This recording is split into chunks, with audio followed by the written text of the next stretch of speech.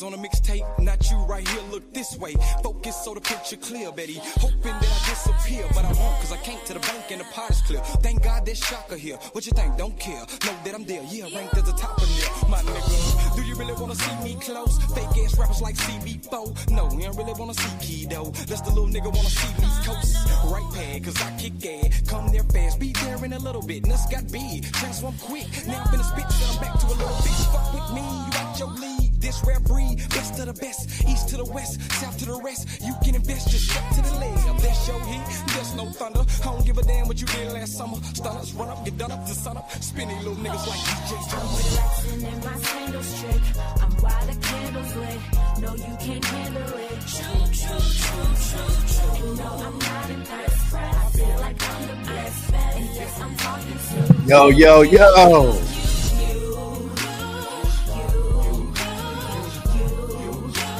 Yeah, what's happening with it? Y'all come in the building, smash the like button. Let me know you in the building. We gonna do some cooking tonight.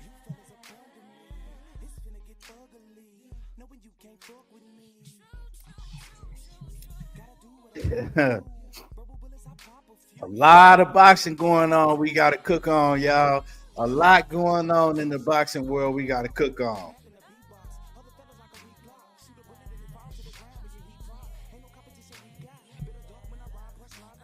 Dre, hit him up. What it do? What's good with it? Man, I be seeing these boxers go back and forth on Twitter all the time. And I'm like, man, is y'all doing this shit to promote the fights? Or what is y'all doing this shit for? Because if I see fighters that I know that ain't going to fight each other going back and forth, I'm like, what is it for? It's just be a whole bunch of mess going on.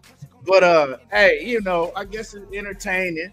You got to do what you got to do to keep the, you know, fight fans talking about you, because fighters don't get promoted on, you know, the big platforms like an ESPN.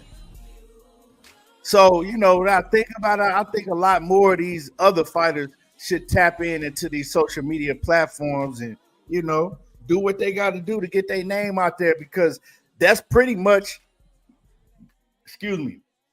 that's pretty much the way to get your name buzzing now. You ain't even really got to go in there and display it in the ring.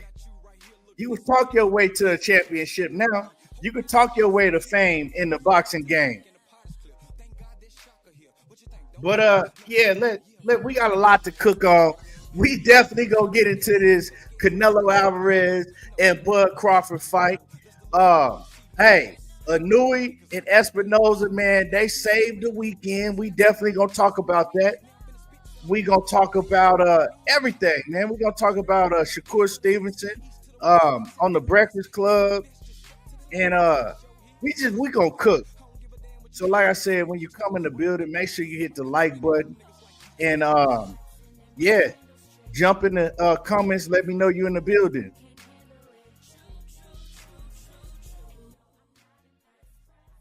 Yeah, because we got a lot to cook on. And if you can, you know, if you want to share this, let others know that I'm on, because, you know, they ain't gonna send my notifications out like that, because I usually don't do live streams. You know, I just pop up, so I know how it works.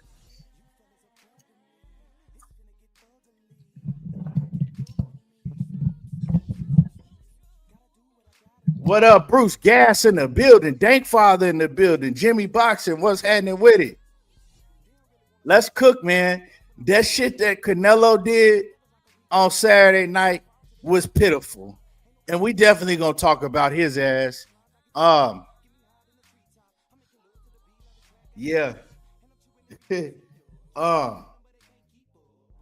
We definitely got to cook on everything that went down.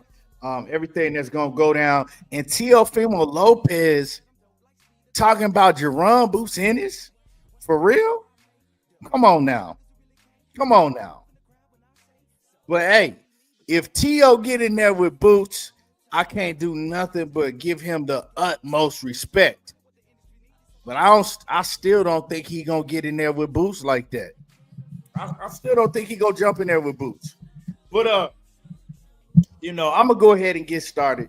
With the people that's in the building. I ain't gonna wait no longer.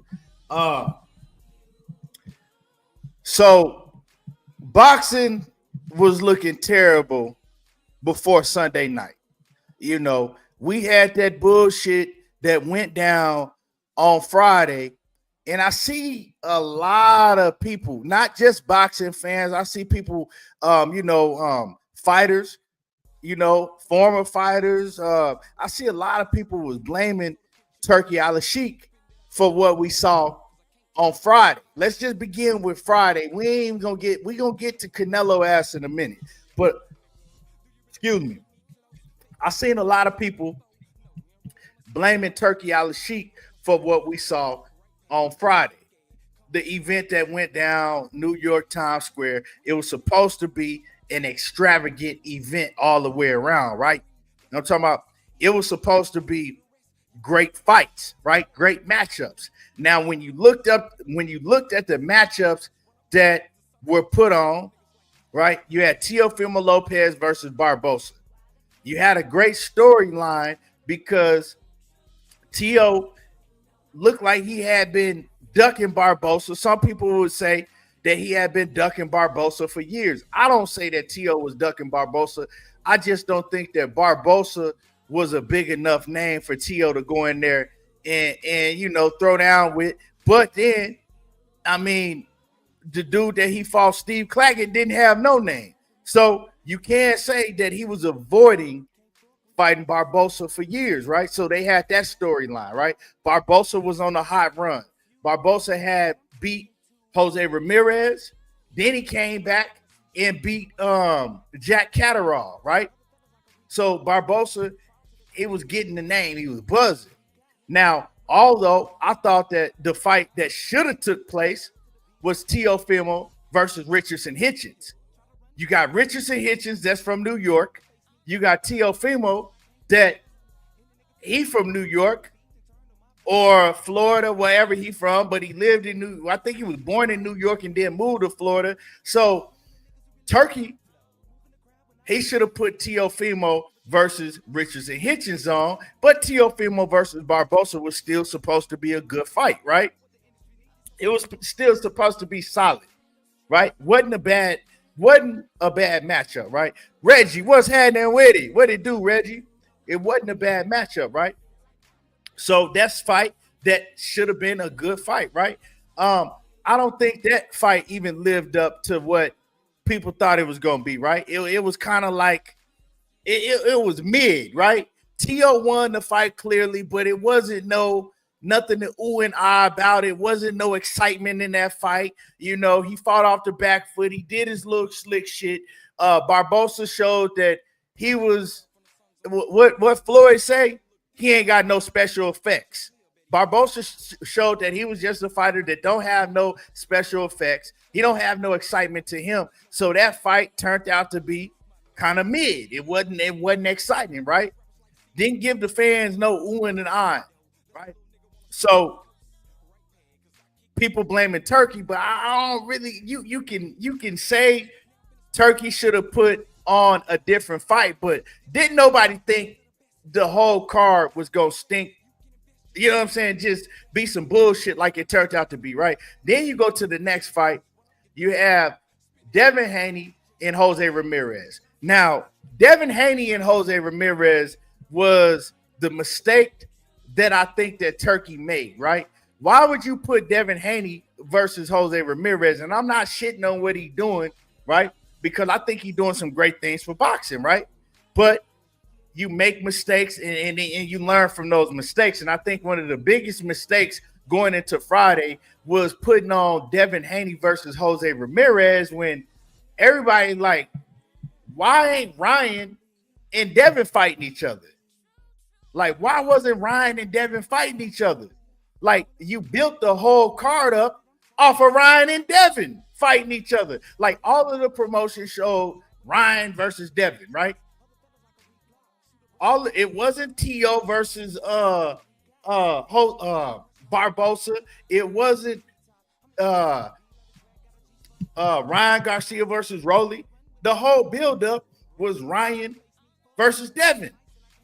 That's one of that was, I don't know what it is now, but it was one of the biggest fights in all of boxing. All of boxing. It was one of the biggest fights. So my whole time in the back of my mind, I'm like, why they ain't just fighting each other right off the rip, right? Because they both coming off a year layoff. Not one having the advantage of the other over the other because they both coming off a year layoff, right?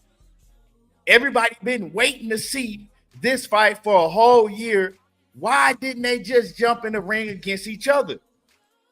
And my thing is not putting on that fight. And I'm not talking about because Ryan Garcia lost and Devin looked like, that Devin didn't look good at all either. I'm talking about just overall, right? Just overall, if they had to fought each other, right? It shows everybody who's the ultimate professional and who is the better fighter, because during that year, who stayed more disciplined, right? That always comes into play when you got, fighters at the top. Discipline. Who is the most disciplined? Who's more disciplined when they not fight? You feel me? That's going to come into play to tell the whole world, ultimately, all around, who's the better fighter, because that matters. Like I said, last time I was talking about this, I brought up Errol Spence and Terence Crawford. The reason Errol Spence and Terence Crawford looked like it did is because you had one fighter that stayed disciplined all year round. You had another fighter that, didn't do that. So you got the outcome that you got. And we just got to admit that, right? Whether you want to admit that or not, it is what it is, right? So that's what I wanted to see going in to the Ryan Garcia, Devin Haney rematch that should have happened right off the rip. Because I remember talking about the Ryan Garcia and Devin Haney after the first fight, right? And then after Ryan Garcia got suspended and Devin Haney said he was taking a year off, I gave my pick on the video that I did. And in that video, I said, look, I got Devin Haney winning the rematch because I know if they go straight into a fight, Devin is going to be way more disciplined than Ryan Garcia. I said, I can't see Ryan being disciplined throughout that year layoff. Devin will. But, we didn't get to see that. So I think that's a mistake that Turkey made, because I think he should have basically just told them, if we're going to put this event on, you guys got to fight each other right out the gate. It ain't we going to take interim fight. Like, what is the interim fight for? Like, you know what I'm saying? What is the tune-ups for? Y'all, it ain't like one fighter had been active and another fighter was suspended, and so one fighter needed a tune-up, so they take a tune-up in between. It was no need for that. They should have got it right off the rip. And so I think that was a big mistake that was made. And it shows because, like I said, the whole promotion is building Ryan Garcia versus Devin Haney. And while you building Ryan Garcia versus Devin Haney, you looking over their opponents, right? You looking over their opponents. So with that being said, before I even get to the Ryan Garcia and Rolly, how did that affect Devin Haney going into the fight, right? Because I'm hearing a lot of people say that these fighters now, all they're doing is they getting in the ring, they trying to survive to get to the next bag because they getting all this money. Now, reportedly, Devin and Ryan were gonna be guaranteed $15 to $20 million, right? Still make, right? But that was the upfront guarantee, somewhere between $15 to $20 million upfront, right? Just to get in the ring. So with that being said, Devin Haney went out there. Now, you can say what you want to say, but Devin didn't look like the same fighter. Whether Devin was trying to just get through the fight, pity pat his way to a win, so he can get to that bag? Or was Devin nervous? Was he nervous to get hit? Because if what I did is I looked at his feet. His feet was all over the place. He was jittery. He was flinchy. You know what I'm saying? To me, my opinion is he had PTSD and he was scared to get hit. He was fighting very nervous, but he still did what he had to do to make sure that he got away with that W, right? He didn't really want to engage. You know, but he's good enough to fight that style and still be able to come out with a clean victory. So all in all, he got a clean victory. But was it what people wanted to see? Absolutely not. Did he answer any questions of what people had? Because we all know the questions that people had for Devin. When Devin come back, is he going to look the same? When Devin come back, is he going to be able to take a shot? Right? That's the question that not only I had, but everybody in this room had that question. Is Devin going to be able to take a shot? Is he going to be gunshot when he come back? And the only question that he answered was the negative. He was gunshot and he looked scared. I'm not saying that he was scared. I'm saying what it looked like. So the questions that he wanted to answer, right? The question when you hear Bill and you hear the Devin Haney fans, they're going to tell you that, hey, Devin going to go in there and put on a beat down of Jose Ramirez. I even said that. I said Devin going to go in there and he's had a year layoff. He's been in the gym. He's in tip-top condition, and he has way more time to clear that shit out of his mind. But, hey, sparring and being in the gym, that don't account for putting those 8-ounce gloves on, being under the real lights. And,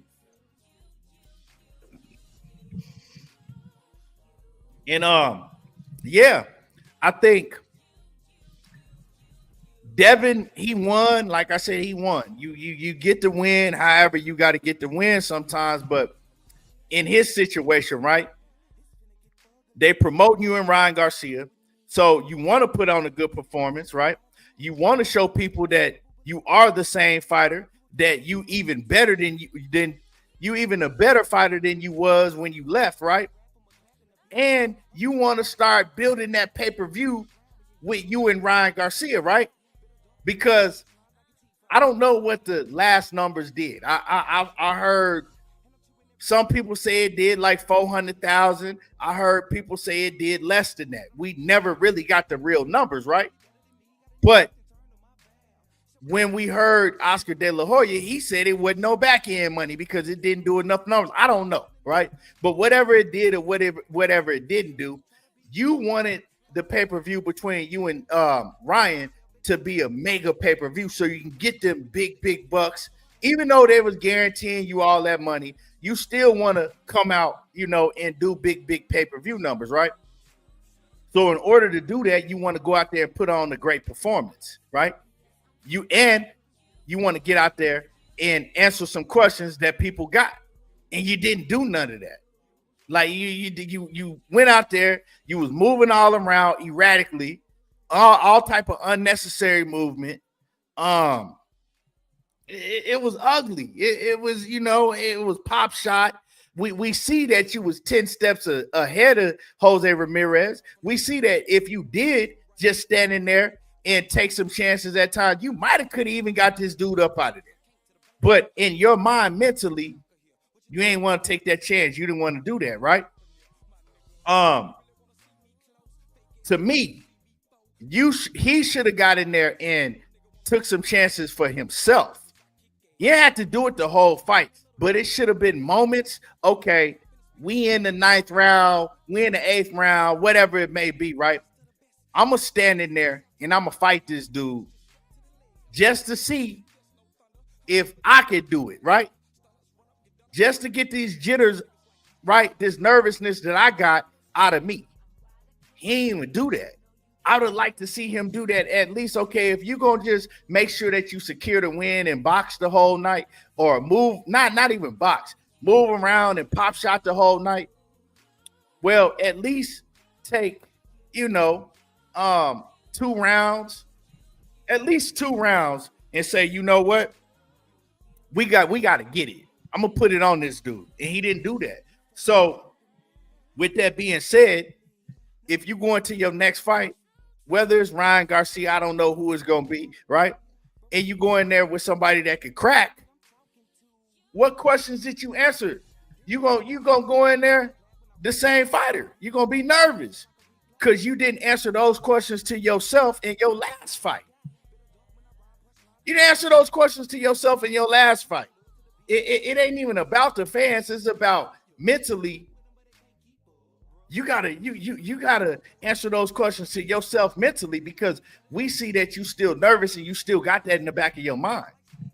So this next fight he got, whoever it's gonna be the same thing all over again. And I think that he's very talented. He got the tools he had the tools to go in there and beat the shit out of Jose Ramirez like he said he was going to do, right? But he still do have some defensive flaws, like I said on my last live stream. Maybe people didn't notice it, but I noticed it, and I wish I could do a film breakdown, because I still seen the pulling back when you put him on his back foot. He pulling back when a fighter's coming forward and throwing combinations at him, he'll pull back and leave his chin open and his head up. And, his defense ain't that good. It's just not. His defense is his legs. He's very athletic. His legs, he got great, movement and things like that. And he's always in great shape. That's more so his defense. And I'm going to use my legs to evade you. But other than that, he got a lot of holes in his defense. A lot of things to fix. Big Dog Willie, what's happening with it? Salute. A1, who's on? What it do? But yeah, y'all smash the like button. A lot of y'all in here ain't even smashed the like button. And ain't a lot of y'all in here. That's the problem. A lot of y'all in here ain't smashed the like button. It ain't even a lot of y'all in here.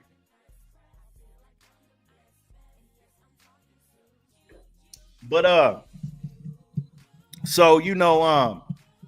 yeah, that's the thing. I think it's still a whole lot of questions. The same questions that we have for Devin Haney going into the fight are the same questions that we still have for Devin Haney going out of the fight.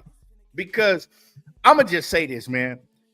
If the people that was talking about Jose Ramirez was going to beat Devin Haney and knock him out, y'all don't know shit about boxing.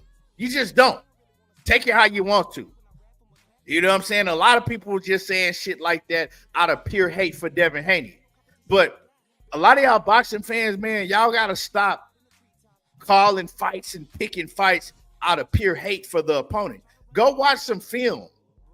Because for anybody to be talking about Jose Ramirez was going to knock out Devin Haney, that shit was just ignorance.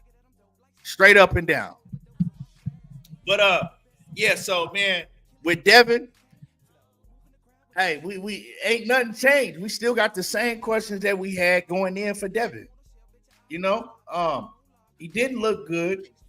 All that unnecessary movement back and forth and feet all jittery and he was flinchy. I didn't like that shit, man. So I know that mentally, but hey, I'm not the one in the ring that took that punishment that he had to take by Ryan Garcia that was off of that, shit he was on, right? So he just messed up mentally still. What is it going to take for Devin Haney to shake that out of his brain mentally? To me, if you ask me, and this is just my opinion, he gonna have to get in there with whoever he fight next and put on the type of performance that we used to seeing Devin Haney put on. Fight the way that we used to see him fighting. You know what I'm saying? You don't have to be in there toe-to-toe slugging it out. You know what I'm saying? Because if that ain't the way you fight, it's ignorant to go in there and fight like that. But we've seen Devin Haney put his combinations together, give you lateral movement, get in the paint, in and out, and just put it all together. Go back to how he was fighting before all of this. And then I think if he go back to that and put on a great performance, get hit a couple times, then he'll be able to shake that. But he ain't shook that shit yet. Now, Ryan Garcia, right? So, back to what I was saying. Yeah, so people blame that on Turkey. I think you could blame Turkey not putting Devin in the ring with Ryan Garcia, right? But, I mean, what would Devin had to look like if it was Ryan Garcia in the ring, right? Even though that Ryan Garcia looked like some complete trash, right? We didn't expect Ryan Garcia to go in there and look like he did, especially against a goddamn Rolando Romero. But let's just keep it real. Let's play the if game. What if that was Ryan Garcia in the ring with Devin Haney? If he fought like that versus Jose Ramirez, what was he going to be doing against Ryan Garcia? Because Jose Ramirez ain't the one that came in on that shit and did what he did to Devin Haney. That was Ryan Garcia. So what if they had to put Devin in front of Ryan Garcia right off the rip? Now you got to ask that question to keep it a buck. Whether you a Devin Haney fan or not, it's a legitimate question to ask yourself. If he was looking like that and he looked like he was that nervous, right, and gun shy against Jose Ramirez, what was he going to look if it was actually Ryan Garcia in the ring against him? Hey, I'm going to let y'all answer that. Let me see.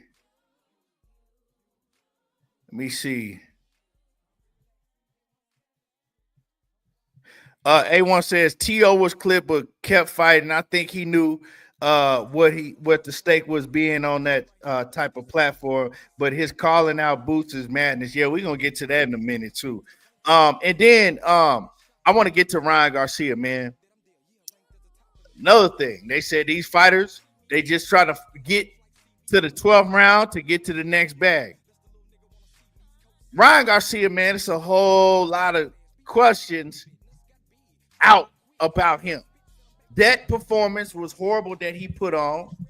Like I said last live stream, his body looked flabby, and people asking, was it that he wasn't on PEDs, so his body didn't look the same, or was it because he was drinking too much and this year layoff he did too much damage to his body?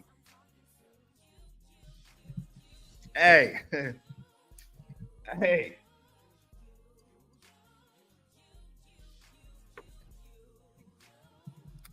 He said himself against Devin Haney, he wasn't in shape. He said he was drinking and smoking, partying the whole camp, right? This is what he said himself. We seen in the fight that he'd be hella powerful in spurts, right? He'll fight in spurts against Devin Haney. He'll explode, get on Devin Haney helmet, and then he'll take a round or two off, right? And he tested positive. That's with what he had in his system. Now we see him with Rolly, and he damn near took the whole fight off. He ain't had no PEDs in his system. He ain't test positive this time. So we know he didn't have nothing in his system. He looked flabby, didn't fight, didn't throw his left hook, wasn't exploding like he was against Devin Haney, wasn't fighting in those spurts to where he would get off hella crazy and then, rest for 2 rounds. He wasn't even doing that. He wasn't getting off at all. He was throwing the jab, and that's it. He got knocked down early and didn't even throw the hook no more after that, really. Then he tried to throw the hook a couple more times, but that shit wouldn't it wasn't coming like it usually be coming, right? It didn't have the velocity on it, the speed on it, and it wasn't that. Nothing about Ryan Garcia was the same, even though he was out of shape against Devin, because we knew he wasn't in the best shape because not how he looked. His body was much tighter when he fought Devin, right? He was flabby, a lot more flabbier when he fought this last Friday, right? But we know he wasn't in shape because he was having to fight in spurts against Devin, right? He was taking rounds off, but then when he would explode all the way. He was powerful, had the hand speed, all of that shit. He just couldn't sustain it throughout the fight, you know. But he couldn't do none of that shit versus Rolly. And now, because of Ryan Garcia, we got people running around here talking about Rolly is underrated and Rolly is a 3-weight division champion. Where? Let's not get this shit twisted. Y'all are like, I'm hearing people talk about this Rolly shit, and now Rolly was always good and Tank resume this and all that bullshit. Rolly still ain't good because he went in there against a Ryan Garcia that looked like some shit himself, that didn't do nothing at all, like literally nothing. We supposed to act like Rolly is just one of the greats now? Like, y'all need to stop this shit. Rolly did what he had to do to win, right? Of course, Ryan didn't want to engage, right? Ryan was afraid of Rolly. Plus, Ryan was off that shit. Like, let's come on. Like, people calling Rolly a 3-division champion. What is it? The WBA? They talking about he does. Okay, the last time I checked, Jerron Boots Ennis is the WBA champion. Last time I checked, Jerron Ennis is the WBA champion. Am I wrong? The last time I checked, Ryan Garcia ain't never beat a world champion in his whole entire career. So how is Rolly Romero beating Ryan Garcia and now he's the WBA champion? What type of shit is that?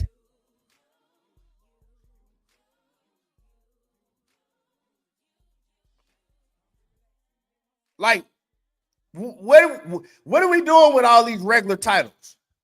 Rolly ain't never beat a champion ever in his career.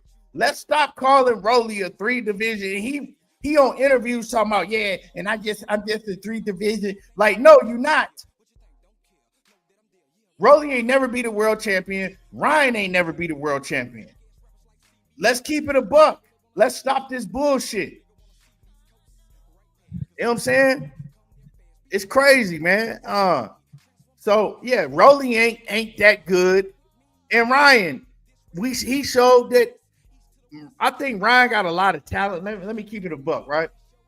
I think Ryan has a lot of physical talent, but as a fighter, when you get to that world-class level, if you're not disciplined and you don't have the mental, you ain't never gonna be shit. You're never gonna be shit on that top level. You know what I'm saying?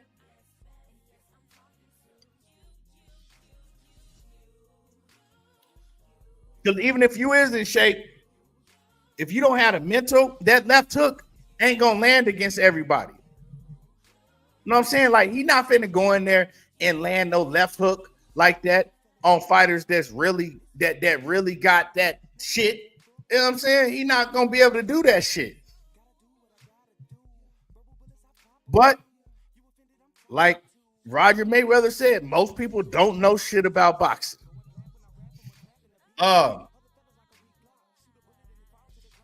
Monticello said Rolly versus Osterine Gorilla. Yeah. So I mean, Ryan had a lot to prove too. Ryan was supposed to go in there and show, hey, what I did to Devin wasn't because of no PEDs I had in my system. It was because I'm really like that. And he showed the exact opposite. You had some people saying, "Oh, it was Archer," and it was well. He proved him right. He proved him right because they only gonna judge you off your last performance.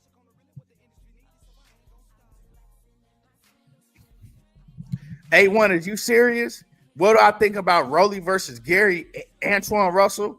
I think that Gary Antoine Russell will have him leaving out of the ring in a stretcher. That's what I think. I don't give a damn how swole Rolly was. Yeah, Rolly, his physique, was, he was swollen the motherfucker. Looked like somebody threw some muscles on his back and shit. Here, have them. Looked like somebody took them shits off a bodybuilder and said, here, nigga, have them. Yeah, he you know what I'm saying? But hey, that don't got nothing to do with skills and winning fights. He's strong, he can punch, but you can see that shit that he be loading up come from a mile away.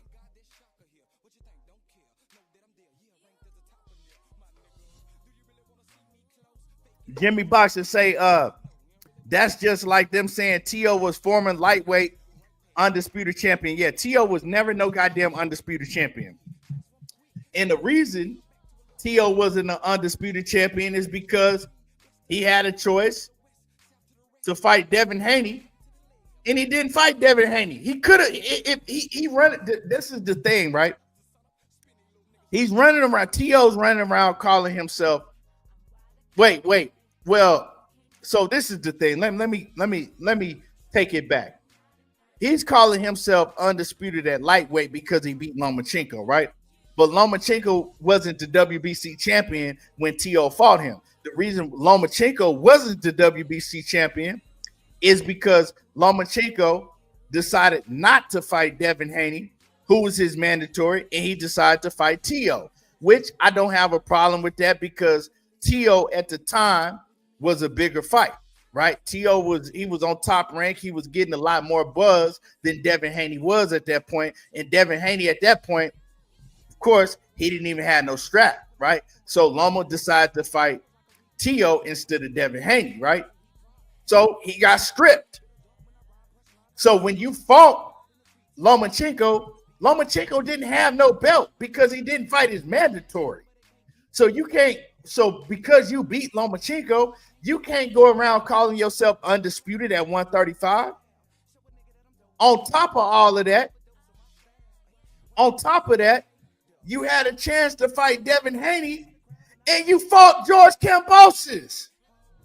You could have fought Devin Haney to actually become undisputed, and you refused to fight him, and you fought George Kambosos even against the will of Bob Arum because Top Rank didn't even want to make that George Kambosos fight.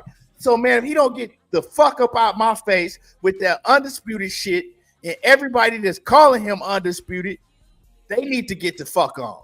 Straight up and down.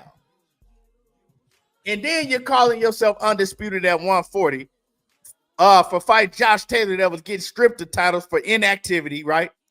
Josh Taylor, you beat him off a 17-month layoff. T.O., yeah, you ain't that. You're not that. You went in there and you beat Arnold Barbosa, right? But you didn't look special doing that shit neither. You went in there and you got the win. You didn't take no chances. You didn't try to get him up out of there. You was fighting off your back foot. Let's just keep it real. Let's stop anointing these fighters and making them larger and better than what they really are.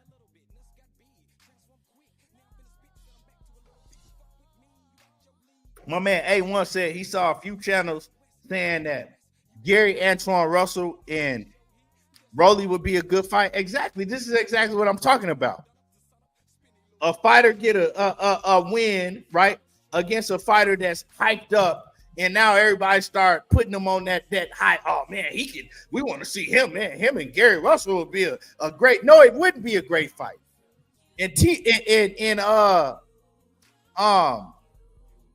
Rolly know that. Rolly don't want smoke with none of them champions like that. When Rolly talk, man, come on, man. Rolly then moved up to 147, first of all, so Rolly is not even in the same division as Gary Antoine Russell. Rolly made it clear that he won't be fighting in that same division ever again. Now, when Rolly say that he was weight drained at 140 pounds and 135. I do believe that he was weight drained, right? I believe he was weight drained for sure. Do I think that Rolly is a stronger fighter at 147? I think that he's a stronger fighter at 147. But all in all, Rolly still don't have the skill set to beat the top fighters, right? He just don't. He don't have that skill set. I'm looking at the skill set still. Yeah, that Ryan Garcia shit wasn't impressive to me because Ryan, he did like, I don't want to take nothing from Rolly. He did what he had to do, right? But Ryan didn't do a motherfucking thing. Nothing. That's better, A1. Rolly versus Barrios. And my man Ezekiel Ben Israel, what's happening with it? Salute. I appreciate you coming through, man, and showing love and support to the channel. That's a fight I wouldn't mind seeing. I wouldn't mind seeing that because it's a we know that Barrios is gonna be right there to fight. That's a good fight, man. We know that Barrios, he is chinny sometimes. Barrios, he do get hit a lot. So I think that's an exciting fight for the fans. It's a fan-friendly fight for sure. But Gary Antoine Russell would annihilate Rolly. And then you know, it's too much smoke at 140. I think that Rolly moving up to 147 is more of a safe zone, right? Because at 140, you got two weight classes where it ain't really no hiding. 140, except for Richardson Hitchens fighting goddamn George Kambosos, that's some bullshit. Richardson Hitchens, that's my guy, but him fighting George Kambosos is some pure bullshit. But other than that, George Kambosos moving up to 140. At 140, it ain't really nowhere to hide. Like, all of them dudes can fight. All of them dudes is good. So you move to 147 to where,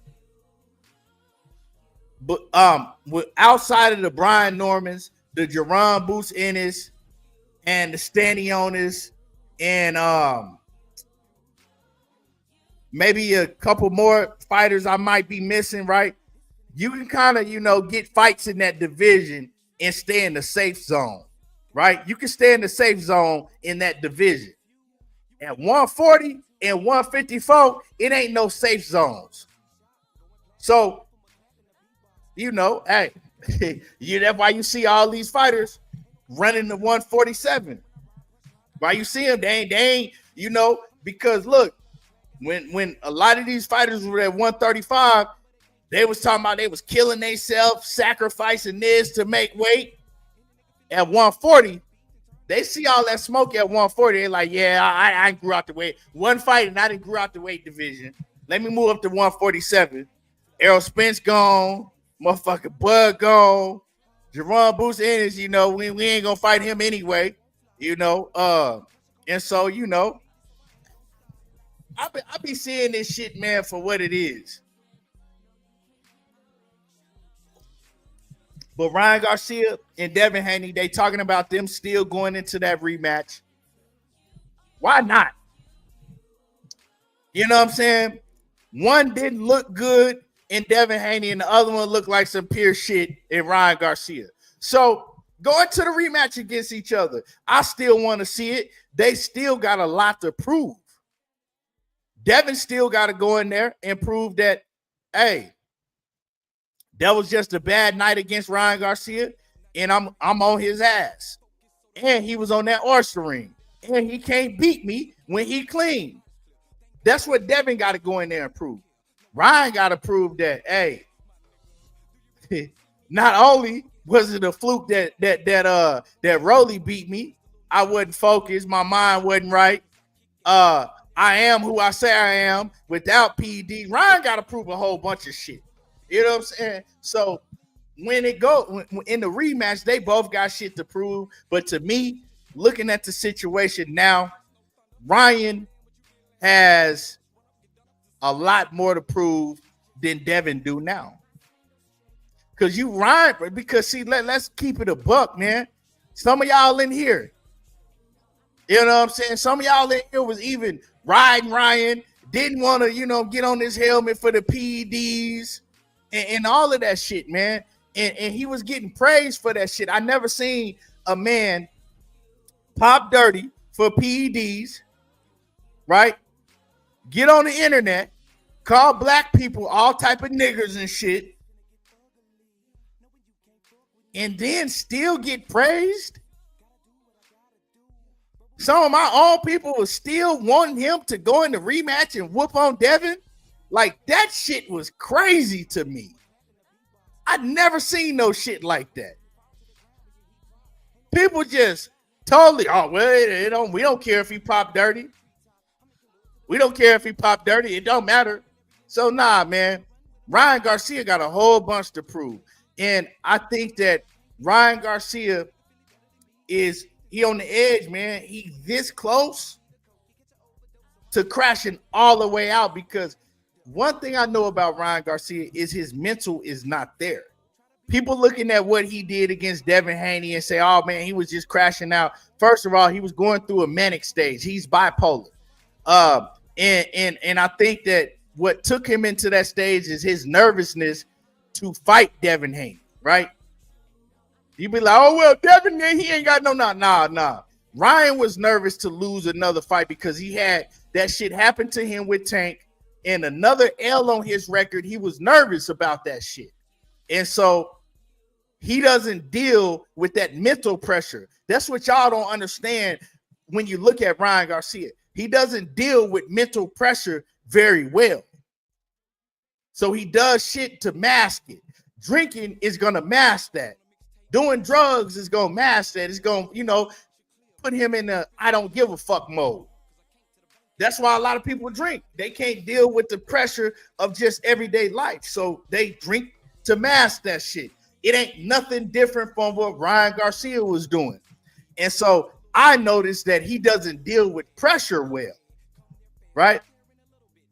Even the pressure getting in there against Rolly, right? In an event that we never had seen before, somebody that he had been in the ring with before, that Rolly, we seen what Rolly did to him in sparring. And so that pressure of having to live up to all of the hype that y'all done built up him to be, right? He can't, he succumbed to that pressure. And now, Ryan is very fragile. After taking another loss, now people started to say, well, yeah, it was the PEDs. Even people that was overlooking that he was on PEDs, right? Now those same people are saying, you know what? That motherfucker was on some shit. He ain't looked the same. His body was flabby. It's out there. He's seeing all of this. Why you think you ain't seen Ryan on social media popping this shit? Because when Ryan popped dirty, he was popping this shit. All over social media, he was popping this shit. He ain't shy away from none of that. But you haven't seen none of that because that mental, he don't want to have to face that shit, right? And that's just what it is, man. His mental is not strong. And to be a fighter, especially in today's age and time where you got anybody that can jump on X and under your comments and say anything, and like, it's different now. He doesn't deal with that well. And, I hope that he can get it together because, I hope he can get it together. But, hey, man, don't be surprised if you see Ryan Garcia really, really crash out. Don't be surprised if you don't even see Ryan Garcia come back and take this rematch with Devin Haney, right? Because his mental, I don't think his mental going to be right. And imagine, right, the pressure that he couldn't deal with before. Imagine him having to deal with the pressure of going into a Devin Haney rematch after, right? Off of loss to Rolly Romero. The build-up in that rematch. Him having to say, you know what? I just wasn't myself in the Rolly fight. I didn't have enough time to train. Whatever the fuck he gonna say, right?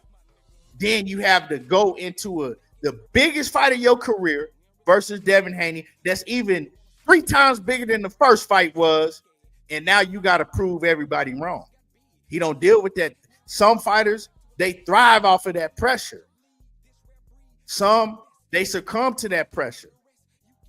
A lot of y'all gonna get mad with the next shit I'm about to say, but you can get mad and bite blood out your bottom lip if you want to, right? And I'm not only gonna use him. I'm gonna use one of my favorite fighters. First name I'm gonna use is Gervonta Davis. People say, and people heard him say that his biggest fear is losing. Then people make excuses why he ain't got in the ring with a handful of fighters that he should have then fought. Well, it's because maybe he doesn't deal with that pressure when it's that pressure of being in the ring with somebody that you really, really know has a chance of beating you. Tank always be on social media popping his shit. We ain't really heard Tank say nothing, right? I mean, well, let me take that back, because Tank recently, in the recent years, he really don't say nothing until he have a fight. But what one thing we do see is Tank jump on X, right? And when it's a big fight, like if it's a Devin Haney or Ryan Garcia or Teofimo Lopez, he gonna jump on X and he gonna say some shit. He gonna clown him. You know what I'm saying? He gonna be peeking in the bushes, waiting for some shit to come, and he gonna come out and he gonna clown. He ain't do none of that. He ain't said nothing. Why? Because usually, if Devin went out there and put on the performance that Devin did, right, didn't look impressive, Tank would have been the first on social media, pointing and laughing and clowning. He ain't do that shit. So y'all can let some of these fighters fool you, man. I look at shit deeper, man. I know the mentality you have to be a top fighter, and the mentality you got to have is to think the world of yourself. People shit on Shakur because he think the world of himself. Well, he really think like that. He really think can't nobody fuck with him. He's really willing to get in the ring with anybody because he got that mentality that can't none of these guys fuck with me. But another fighter I'm gonna name, right? And I know for a fact that he came in the ring high that night when he fought Terence Bud Crawford, Errol Spence. He was high on weed. You could deny it if you want to. I know this for a fact from somebody that's close to him. Errol Spence was high. Now you might say, well, why would he get high on the biggest fight of his whole career? Because the shit he was going through in his nerves, that having to, live up to this fight that's been building up for 5 years against the ultimate nemesis. He succumbed under that pressure. It is what it is.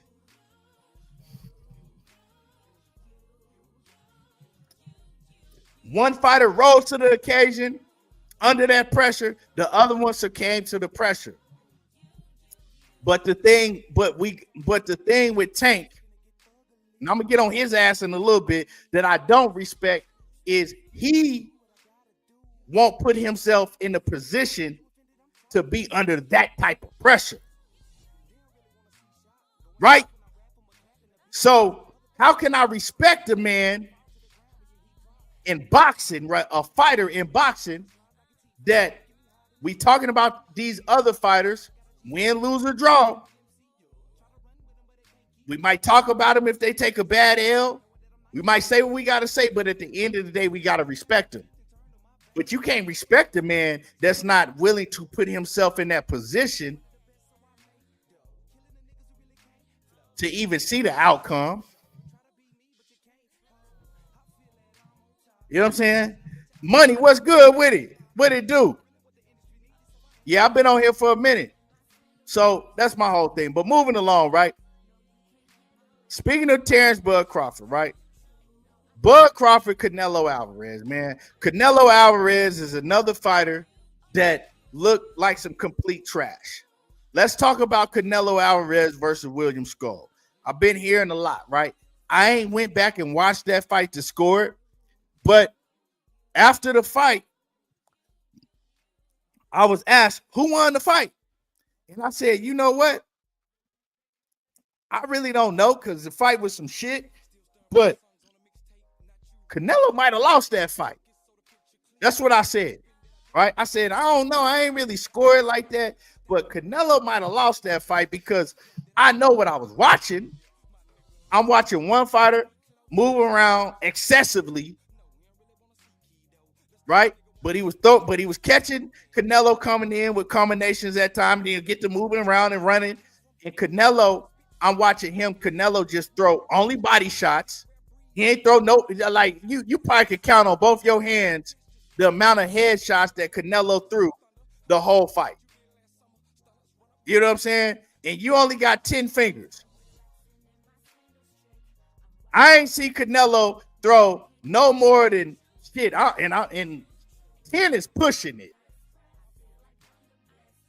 If Canelo threw more than 10 headshots, that's pushing it. He ain't throw no more than 10 headshots the whole fight in the 12-round fight.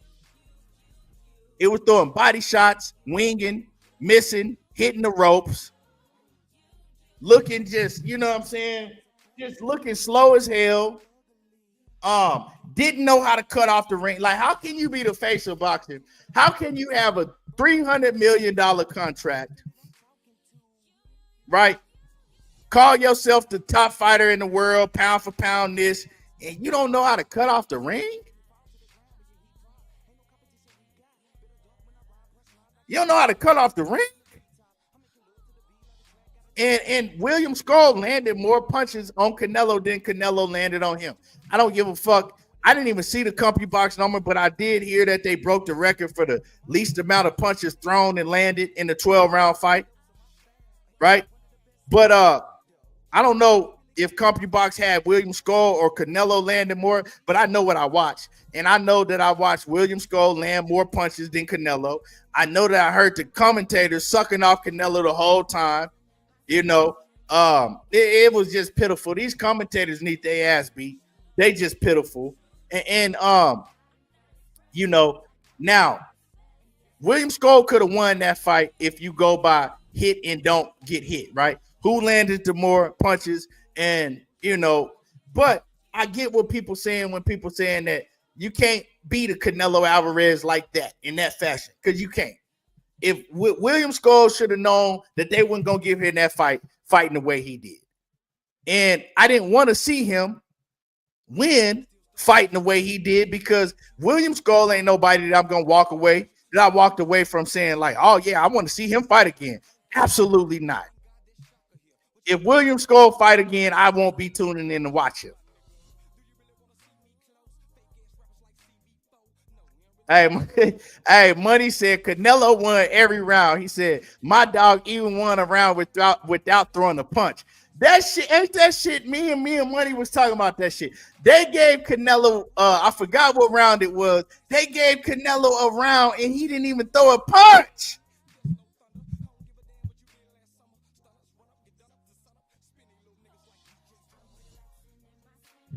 How you win around and you don't throw one punch? So we know what that was. They wasn't gonna let no William Skull go in and pity pat, pop shot, and run his way to a victory.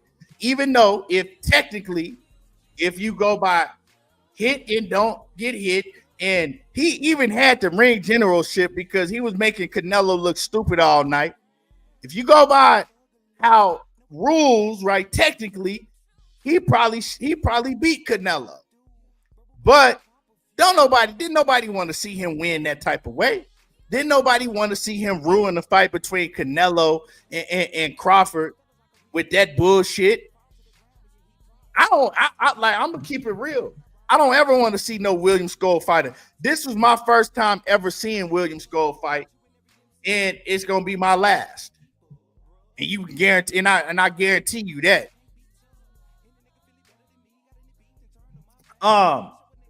In William Skull, case, right? No, Skull did not. Nah, Jimmy, I can't agree with you on that, Jimmy Boxing, saying Skull fought similar to Laura. Laura was actually letting his hands go. He wasn't doing unnecessary movement, right? Laura was catching Canelo with counters. He was moving, but it was Laura was boxing. It was boxing. He was catching Canelo coming in with a lot of shots. He was putting his hands together. So to me, I don't see no similarities. Although, you know, I can see kind of what you're trying to say, but it was a much different fight. But as far as Canelo, right? Crawford jumps in the ring, right? We know that's the fight, right? Canelo got the victory. He didn't do shit. He looked like some shit. His feet is slow. He showed that he didn't even put the effort. Like, this is my thing, right? You got this. You getting all this money from Turkey. You got this $300 million contract, right? And you don't even put the effort into, like, he didn't even put no oomph in his shit to even try to cut off the ring or try to engage with William Skull. He just following him around the ring, throwing one body shot, missing at a time. You know what I'm saying? Throwing another body shot at a time. It's one sequence to where he threw some headshots. He got William Skull on the ropes and maybe threw like 4 punches. Like, the shit was horrible. And so he had a obligation to go in there and build a fight between him and Crawford. But see, this is what happens when you pay somebody guaranteed already. It don't matter what you do. Your next fight, you're getting 100 million. You're getting 100 million. Next fight, you're 100 million. Like when you paying somebody money like that, and Canelo in his position, you know, he already filthy rich. He don't care. And you could tell he didn't care about the effort that he put in, because it wasn't no effort at all. You think Canelo Alvarez, the Canelo Alvarez that fought Triple G, that was still hungry, that was still in that mode to where he had to prove himself, you think he would have went in there and fought like that against a William Skull or anybody? Hell no. What you saw is Canelo in there fighting like, hey, I already made it. I don't give a fuck. I'm finna cash this paycheck, finna get another 100 million plus against Crawford. And see, this is why people asking, who you got? You got Terence Crawford versus Canelo Alvarez. Who you got? And for maybe like what, the last 2 years, ever since they've been talking about this fight, I've said Canelo. Ain't no question. And I've given my reason why I had Canelo over Bud. But now, nah, I got Bud over Canelo. Now, I got Bud over Canelo because Bud was there looking at that shit. Now Bud, he was able to sit back and see exactly what Canelo have trouble with. Exactly where Canelo mental is, right? Because you can't click it on and off and say, okay, I'm going to give an effort in this fight, but I ain't going to give an effort. Nah. And also, when you look at Canelo, what Canelo been doing, Canelo been handpicking his opponents for a long time. He been handpicking his opponents for a long time. You got John Ryder, fighter that's gonna stand right in front of him, right? Listen, take notes from what I'm telling y'all, and I'm gonna tell y'all why I'm picking Terence Bud Crawford to beat him now. Because he been fooling the boxing world for a long time, handpicking his opponents. You got John Ryder, fighter that's gonna stand right in front of him. Ain't gonna move at all. You got Triple G, a fighter that's gonna stand right in front of him, ain't gonna give no lateral movement at all. Triple G was 40 plus years old at the time, handpicked. Right? You got who else? You got Jaime Munguia, stand right in front of you. He ain't got to look for him at all. Slug it out. Handpicked. You got Edgar Berlanga, big fighter, powerful, but he stand right in front of him. He know he more skilled than him. He gonna stand right in front of him, not gonna give no movement at all. And you know, you ain't gotta look for him. So over and over and over and over, he's been fighting the same style fighters ever since he fought Caleb Plant. Ever since after he fought Caleb Plant, he went to hand picking every opponent. You got Jermell Charlo, right? Jermell Charlo didn't present no type of threat because Jermell Charlo was coming off a 17-month layoff, a hand surgery. So tell me what type of fighter go in straight off hand surgery, move up 2 weight divisions, and against the best fighter or top 2 best fighter in the weight division. Not only was Jermell Charlo coming off a 17-month layoff, didn't test his hand, just came right off a 17-month layoff, right? Jumped up 2 weight divisions off of hand surgery. And people was giving Canelo credit for that and say, oh, well, Charlo just tried to survive. What the fuck did you think that Charlo was going to do when he came into the fight?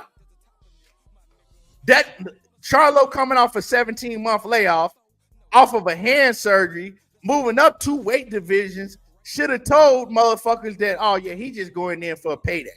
He going in to get this bag, and however he got to survive to get to the 12th round without getting knocked out is what he going to do. Of course. So Canelo handpicked him. He knew that Charlo wasn't going to present no type of threat to him. So, right, all these opponents are handpicked opponents. Why he don't want to fight David Benavidez? A fighter that's powerful, big, gonna step to him and not stop throwing punches and don't get tired, right? Gonna beat the shit out of him. You don't want that. So when we go to Terence Bud Crawford, for a long time he was saying no, no, no, no, no, no, no. The only reason he said yes to Bud is because Turkey put his back up against the wall, offered him a shit ton of money, and he said, you know what? F it. I could take a chance against him because he coming up really from 147. You know what I'm saying? He coming up from 147. And then what really locked it in is he saw Terence Crawford fight Madrimov. And he like, okay, well, he ain't run through Madrimov and knock Madrimov out like he did everybody at 147. So yeah, I'll take the fight against him. Especially you gonna pay me $100 million plus. Yeah, I'll take it. But see, this thing is now it get real. It get real. Now it get real. Because don't think that Canelo ain't thinking in the back of his head after he done faced off with Bud like, damn, this motherfucker ain't as small as I thought he was. Damn. He's a little bigger than I thought he was. Damn. Is he going to move when he fight me? How's he going to fight me? He know that Bud got all the skills, all the tools. Now shit getting real for Canelo. And you're going to see come September, that Canelo been fooling the whole boxing world for a long time. And his time is up. You know what I'm saying? He should have just went and fought Benavidez, but he didn't want to fight Benavidez because he didn't want to pass the crown to another Mexican fighter, right? But now you're going to look worse because you're going to get beat by a man that had to move up 3 weight divisions to beat your ass. Now, how is Bud Crawford going to beat Canelo? I think he's going to frustrate Canelo. I don't think we're going to see the type of movement that William Scull was doing. I think you're going to see some lateral movement, but he's going to catch Canelo in between this shit. He going to wrap Canelo up and show Canelo when he wrap Canelo up, he going to show Canelo like, I'm strong as a motherfucker too. Because that's one thing that Crawford got on his side, right? Crawford's very strong.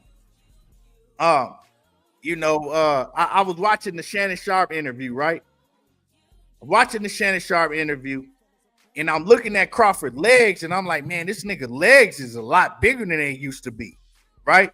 Like his thighs, his leg, like he's like, you could tell he been in that weight room, right? His lower body's a lot bigger than it was. And you know, I think that, you know, as athletic as Crawford is, hey man, fuck all that Paul shit. I know somebody's gonna say that, but hey, I know somebody was gonna say that shit, but hey, it is what it is. Hey, but you could just tell, man, and Crawford's always been a naturally strong fighter, right? He's been, you know, they already say he's strong as an ox. So I think that he's gonna be able to move comfortably, right? And I think he's just gonna be able to outbox Canelo. Now I hear people saying, "Oh man, Crawford he gonna knock out Canelo." That I think is crazy. People saying that he gonna knock out Canelo is crazy. Like that shit's crazy. He's not knocking out Canelo. That ain't happening. But I think that he will be able to beat Canelo, and he gonna have to do it comfortably to get a decision over Canelo on them scorecards. Because you got to understand, they got a lot of money invested in Canelo Alvarez. He got a $300 million contract. Terence Bud Crawford don't. So Bud is gonna have to go in there and beat him, but do it convincingly. And I think that now, what I seen from Canelo, he's lazy. He don't have that same fire in him that he did when I saw Canelo at 160 and when he first came to 168, when he was trying to become undisputed. He's not that same fighter. And he's a lot slower. His feet is stuck in the mud. And he just gave the blueprint on how you can beat him. All you got to do is confuse him and give him lateral movement. You don't know how to, like, man, how are you gonna be that and you don't know how to cut off the ring? This shit crazy.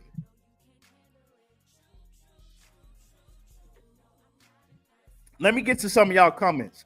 So yeah, I'm changing my pick officially to Terence Bud Crawford. Jimmy Boxing says Canelo looked uncomfortable when Crawford and him went face to face. I wouldn't be a bit surprised if Canelo came up with a mysterious illness before the Crawford fight, man. Hey, man, that would be crazy. That shit would be crazy. Or he just come out and say he ain't fighting him. I do what I want. You know how he is, that fucking attitude. I do what I want. You don't even give no explanation. Like, I'm doing what the fuck I want to. He ain't past. I wouldn't put that shit past him at all. But, you know, as far as fighting the fighter that's lined up for him to fight, he's been a professional, so I'm not going to put that on him. I'm not going to say that because he's been a professional. He's one that's going, if he ain't going to fight you, he just going to flat out tell you he ain't going to fight you. And tell you he do what he want, and that's just what it is. But as far as fights that's lined up, you know, I've never seen him pull out of a fight, so he'll go through with the fight. But he been fooling fans for a long time. Omar Minson says, if you had Canelo when the fight was first announced, stay y'all asses on that side, because if Canelo win, y'all gonna flip and stay and say I knew Canelo was gonna win. And if Bud win, y'all gonna say the same. Yeah. I don't know who y'all is, but I'm telling y'all, at first I had Canelo, and I'm telling y'all right now. So everybody record this shit. It's already recorded because it's on YouTube. Write it down. Do what you want to do. I got Crawford. Let me see. Angry Mexican says, because Canelo fighting Bud does nothing for his career. He is welterweight who just struggled with a good but not great Madrimov, who Virgil beat more convincingly. Well, if you saying that Bud struggled, Angry Mexican, if you saying you gonna be real, you gonna be an angry Mexican, all right. When Bud put them hands on Canelo, you definitely finna be an angry Mexican that night. Hey, but let me ask you a question, my guy. If you saying that Bud struggled with Madrimov, what the hell did Canelo just do with William Skull for 12 rounds?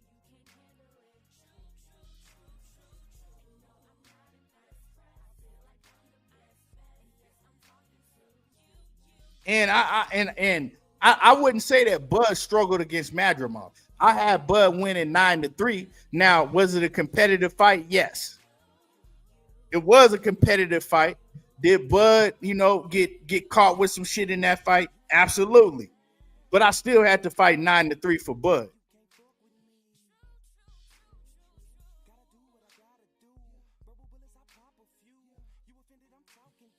This nigga Money's. He said, "Could anybody spare any change? Could I get something to eat, please?" Hey,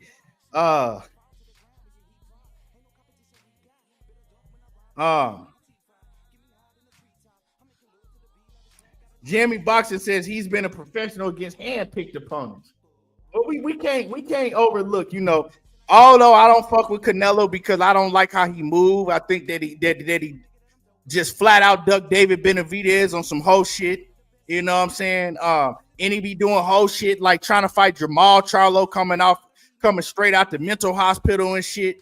Off a 3-year, damn near 3-year layoff out the mental hospital. He was still trying to fight Jamal Charlo. But it's a lot of reasons I don't rock with Canelo. But we just can't overlook what Canelo has done in his career. You know what I'm saying? He still fought Triple G when Triple G was still in his prime. He still beat Caleb Plant. He still, he's beat. He didn't beat a lot of fighters' asses over the years, but he's not that same Canelo. I don't see that same fighter with the fast upper body movement, the fast twitching, the counter punching, and you know what I'm saying, all that shit. I don't see that shit no more. He don't have that in his. He's slowed down a lot. That man. What money? What Canelo got? What 60 fights? Money said, "I'm just joking." Came across my TV on a commercial. You said Canelo gonna handle Bud. My dude ain't done yet. Well, I got Bud now. I got Bud. Yeah, Canelo's not that same fighter, man. He ain't that same fighter that we saw against Triple G and Daniel Jacobs. He's not even the same fighter that we saw against Caleb Plant. Like Canelo don't even like to move at all no more. Canelo, at one point in time, Canelo would at one point in time, he would cut off, like you couldn't run from Canelo. He was gonna cut you off. He was gonna cut that ring off and get you the fuck up out of there or put some hurt on you. Like Caleb Plant, when he got tired, he was trying to move around from Canelo and he couldn't get away from him. Canelo ain't the same fighter no more. When you stop giving the effort is when I gotta go look at you and say, you know what? And see, we like to overlook shit. We go back to Jaime Munguia fight. Go back and rewatch that Jaime Munguia fight. Jaime Munguia was putting hands and feet all over Canelo at certain point in times in that fight. Like Jaime Munguia was landing a whole lot of shit on Canelo. And I'm looking at it and I'm like, if Jaime Munguia is landing all this shit on Canelo, like what? Jaime Munguia? You talking about the same Jaime Munguia that I just seen lose and get a gift decision versus Sergey Derevyanchenko? Yeah, so yeah. I'm telling y'all right now, Bud finna upset Canelo and he finna go out undefeated and retire. Because after he beat Canelo, and he's not gonna stay in the game no longer. Like my whole thing, right? And one of the things that when I was first picking Canelo, because I was like, okay, Bud gonna put on all that weight, he ain't gonna be able to move and be as fast as he is, in the lower weight division. But now I'm like, he ain't really gotta be fast on his feet like that because Canelo slow as a bitch. It's that effort, man. Canelo don't have that mentality no more. He didn't got too much money. They didn't pay him too much money. Like you know what I'm saying? He's sleeping on silk sheets and silk pajamas. He's sleeping on silk pajamas. Silk sheets. You know what I'm saying? He didn't got too comfortable because he know that win, lose, or draw, his legacy is already solidified. Terence Crawford, he say that his legacy is solidified, but we know Bud only beat one top tier fighter in his career, and that was Errol Spence. So Bud, in the back of his mind, he still know that he still got to prove that he is what he say he is, and he is one of the greats of all time. He's still trying to prove that. Canelo, with the Mexican fan base and what he's done, he already solidified. So he missing that oomph of hunger. He ain't got it, man. He showed y'all this Saturday night, and he been showing y'all for years now, handpicking his opponents. Like when a motherfucker get to handpicking their opponents and they'll only fight a certain style of opponent and they literally refuse to fight the best in their division, like you got to start looking at that shit and saying, why? Why? If the money is there, but they still refuse to do it, you got to look at that shit and say, why? And it's only one reason, is because now they don't want to put themselves up against that. They don't want to take that test. They don't want to take that loss. Tank the same way. He done made all this money, but he ain't never fought the top fighters in none of his divisions he fought in. Why? Because I can coast through. I can still get a bag without putting myself in danger to take an L. To take the repercussions that come with taking that L. That's just what it is.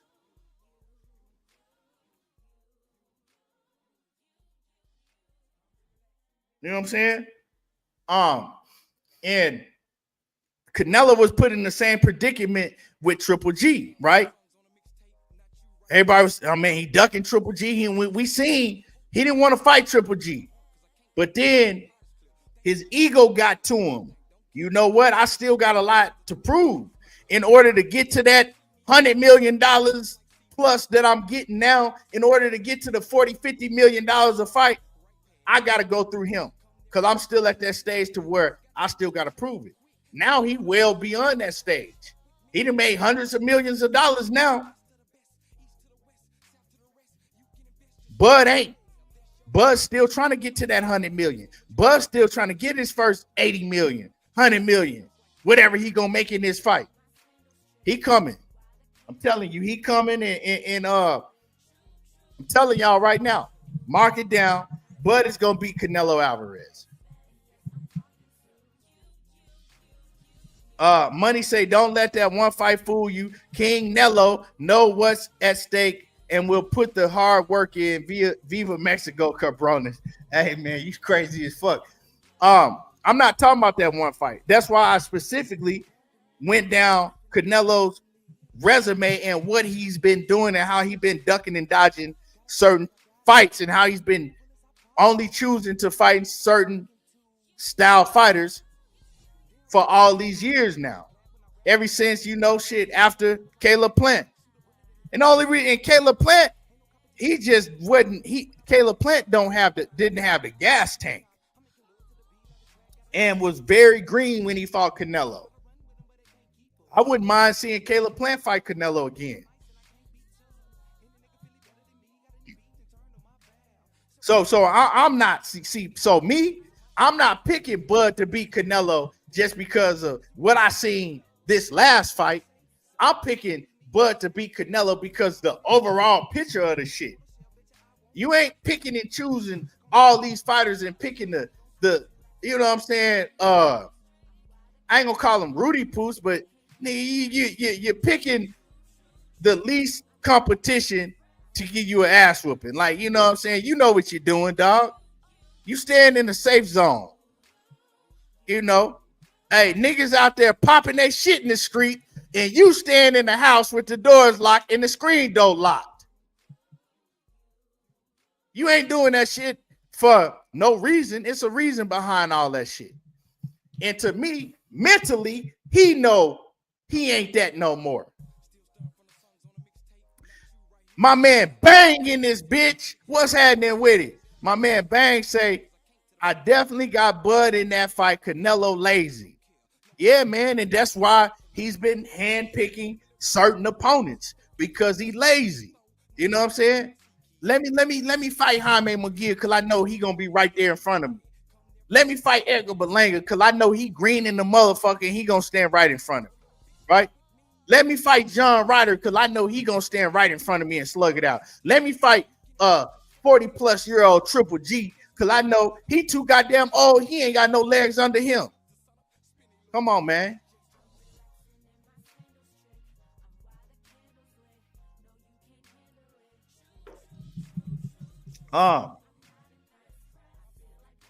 Jimmy Boxer say, then he tested positive for clenbuterol after the Triple G fight.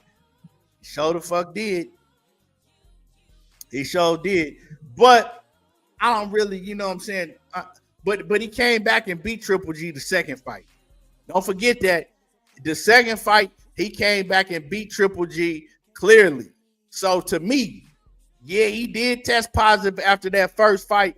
But the second fight, to me, right, he put that shit to bed because he did it clean the second fight and did it more convincingly the second fight.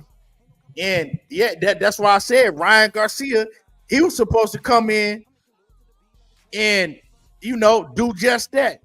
Even though I'm not fighting Devin, I want to put that shit to bed by showing that I ain't got nothing in my system and I'm going to show out without nothing in my system. And he did the exact opposite. Ryan Garcia came and did the exact opposite against a much lesser opponent. So that's why people telling Ryan Garcia that, hey, that motherfucker had that shit in the system, and that's the only reason he looked how he did versus Devin. That's why people saying that now. Because he opened up the floodgates for that to be said. He opened up the floodgates for that to come out.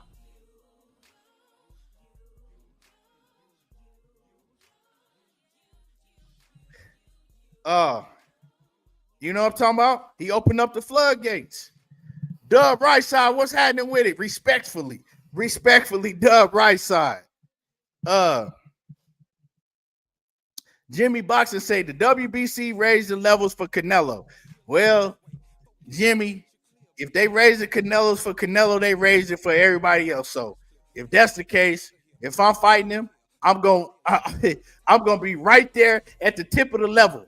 If I'm a fighter and I'm fighting Canelo, and I'm like, well, man, they didn't raise the clenbuterol level for Canelo. Well, it's my duty as a fighter to be right at the tip of that level.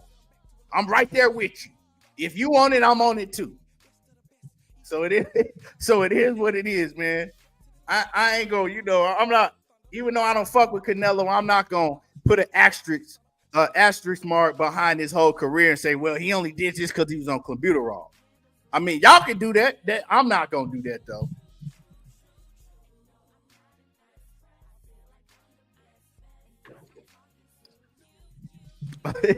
Hey, but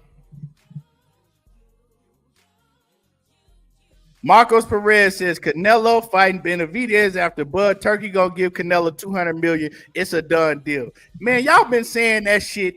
It's crazy because after every Canelo fight, and I'm pretty sure you're a Mexican fan, Marcos Perez. I'm just saying because your name.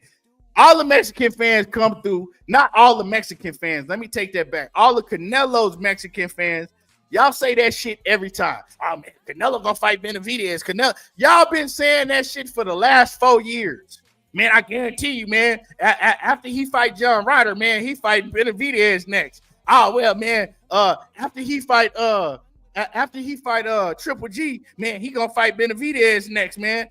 Well, this time, man, I guarantee after he fight Charlo, he's just fighting Charlo. Charlo just a warm-up fight for Benavidez next. Man, y'all gotta stop that shit, dog.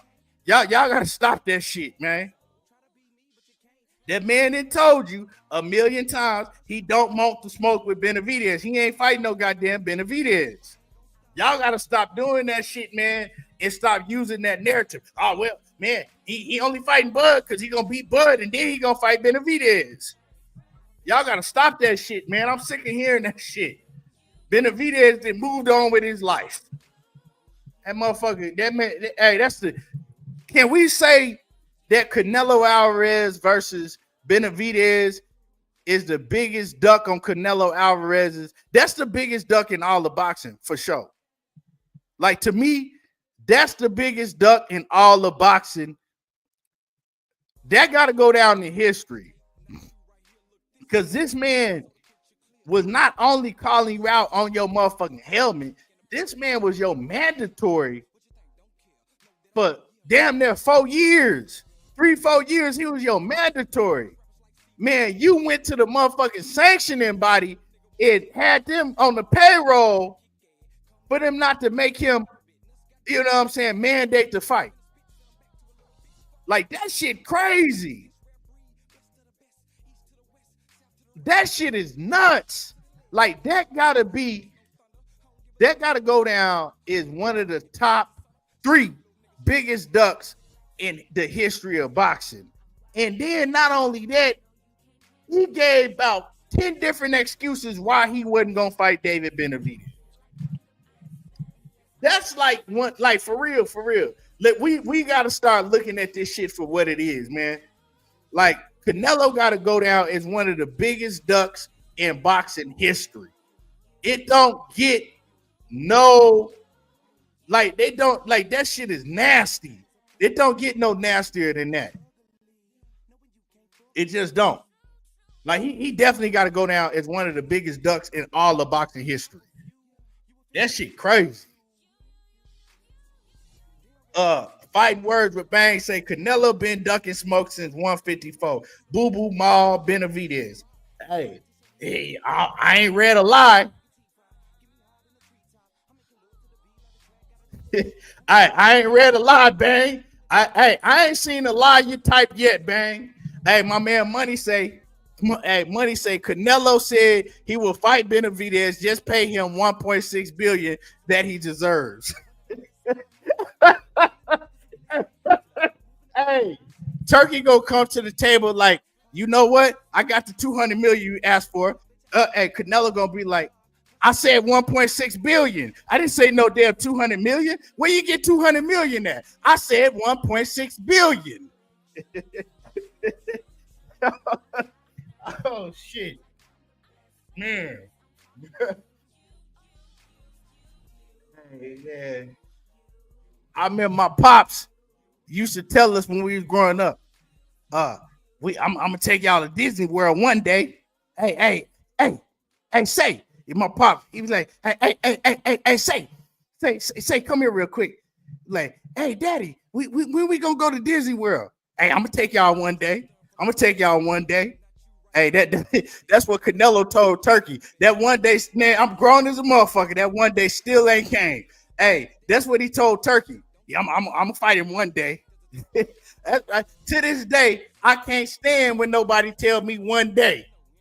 Well, yeah, one day. That's why I don't tell my kids that shit. That's one thing I don't tell my kids. Yeah, we gonna go one day. I don't tell nobody that shit because one day to me is just another saying that shit ain't never happening. You know what I'm saying? That shit ain't never. One day ain't never coming. Benavidez versus Canelo, that shit ain't never coming. Yeah, hey, say, I'm gonna take y'all one day.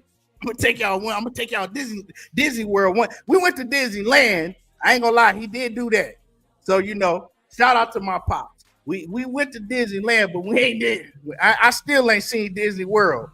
So he said, so I asked him, man, you never took that one day, never came, Pops. He said, shit, you grown? Take your motherfucking kids to Disney World if you want to go. Hey. And then I looked at that price tag and I said, yeah, I see why he said one day. I see why that one day never came. That shit high as hell. Hey, man. Shit, I want to go back. I looked at that price. I said, shit, I want to go back to being a kid. I'll wait on that one day a little longer. Shit, if it got to come out my pocket, I'll wait on that one day a little bit longer.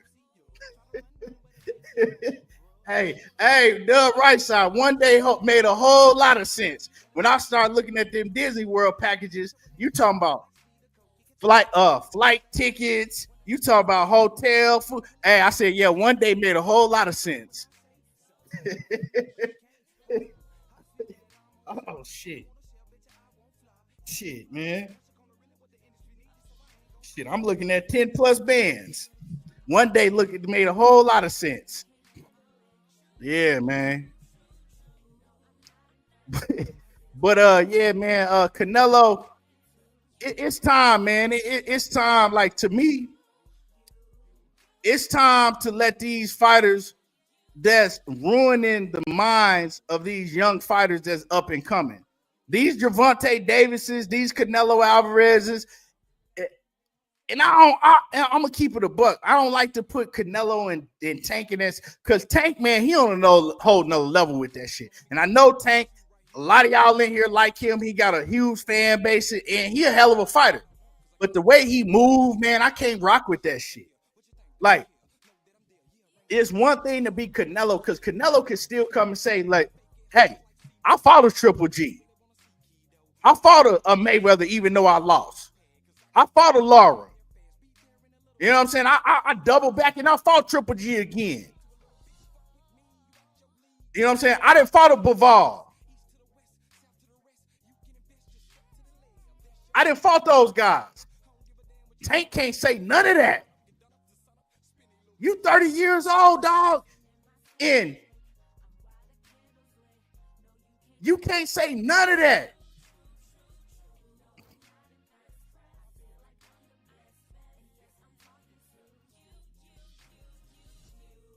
That shit crazy. And this is the type of shit that fans root for. Boxing is crazy nowadays. Imagine Sugar Ray Leonard being as popular as he was back in the day, but he can't say I fought Roberto Duran. I ain't fought Tommy Hearns. I ain't fought Marvin Hagler. I ain't fight none of them dudes. I'm just popular because, hey, I fought a bunch of B and C level fighters, and I was popular, you know, with the media. So they gonna call me an all-time great. That shit crazy. That is crazy. Hey, bang. That's why you notice how I didn't name Kovalev, right? You notice how the names that I named, I didn't name Kovalev because of the circumstances behind the Kovalev fight. That's why I didn't name Kovalev. But that just show you how deep Canelo resume is, because I ain't even have to name Kovalev. But even though Canelo been on some sucker shit for a long, long time, we still got to look at his shit and say, well, at least he did give us this fight, and that fight. So that's why I don't like to put Tank and Canelo in the same breath, because it's different. It's different. They can't be put in the same breath. And, you know, I seen an interview with Shakur on the Breakfast Club, and Shakur still calling out Tank, and he said that Tank got to fight him. They asked him who he want to fight after Zepeda. He said Tank. He said, I don't want to keep calling his name, but he said, man, that fight got to happen. He said, me and Tank. He said he don't even want to fight. He said he don't even want Lamont Roach to get the rematch, because he said if Lamont Roach fuck around and beat Tank, when he go and beat Tank, that it ain't going to be the same. And I'm looking at Shakur, man, and that's my boy, but Shakur got to stop being delusional, man. Like, real talk. Shakur, He's starting to be delusional with this Tank shit because when is Shakur gonna realize that Tank ain't gonna fight him? So he like, well, I don't want the rematch between Lamont Roach and Tank because when I beat Tank, it ain't gonna look the same. Nigga, you're not gonna ever beat Tank. You're not ever gonna get in the ring with Tank.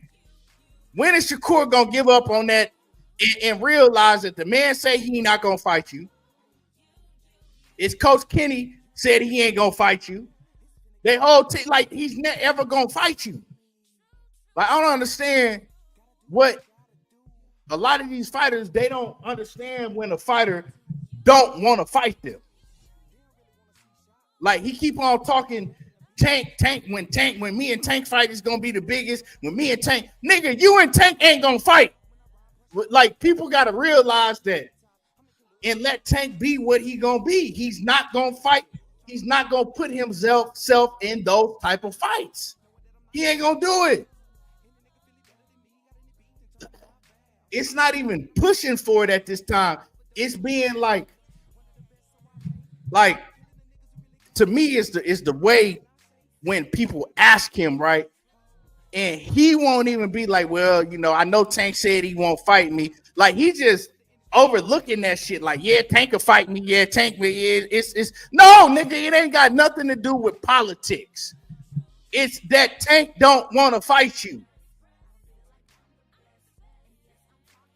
Like it ain't politics. It ain't people around. It ain't got nothing to do with none of that. It's that Gervonta Davis does not want to fight you.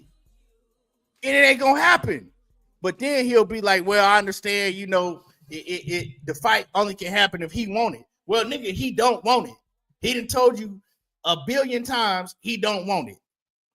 He ain't gonna fight him. So I think that it's time for him to, when he speak about the Tank fight, he needs to speak about it in a different light. Like, I would like to fight Tank, but the bitch ass nigga don't want to fight. I think he needs to start going about it that way, because the way that he's going about it, it ain't moving nothing.